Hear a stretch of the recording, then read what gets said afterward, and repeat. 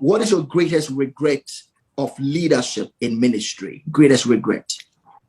I got married too early. And you would say, how would that affect ministry?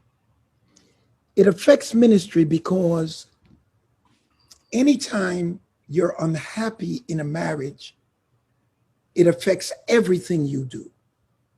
And anytime you get to a certain level in other people's eyes and your marriage falls apart, it sets things back. You may recover and achieve a certain amount of height in the view of other people, but somebody got lost in the shuffle because you made a vow you didn't keep. Wow.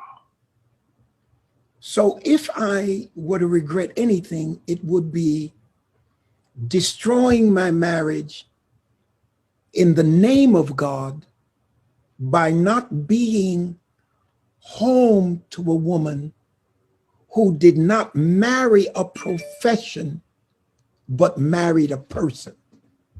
Wow. You see, I thought she was against my ministry because we were so young when we got married. I mean, I was barely 21 when I got married.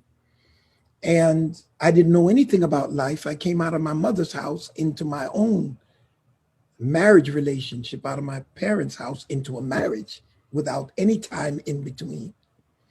And when I was a novice, I was a tyro. I was not educated to the attitudes of being in a companionship with someone. So I'm preaching all the time, gone all the time, thinking I'm moving in the things of God, totally believing that she and my children were in total support.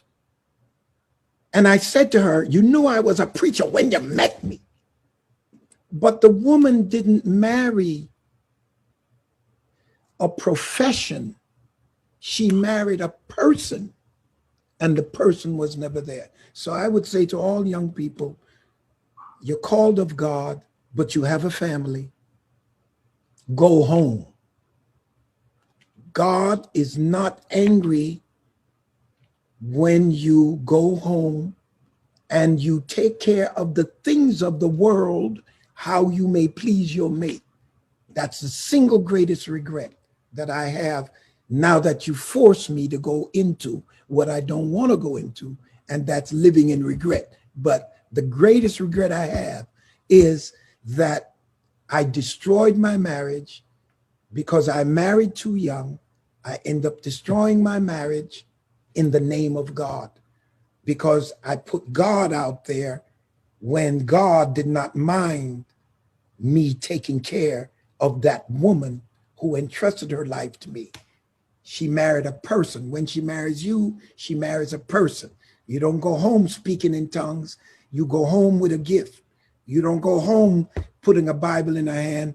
You buy her a dress, buy her a car, take care of her, let her share what you have gained and not be gone all the time. She needs your presence. Everybody else is reaching for your wisdom. Give her your wisdom. Everybody else is reaching for your time. Give her your time.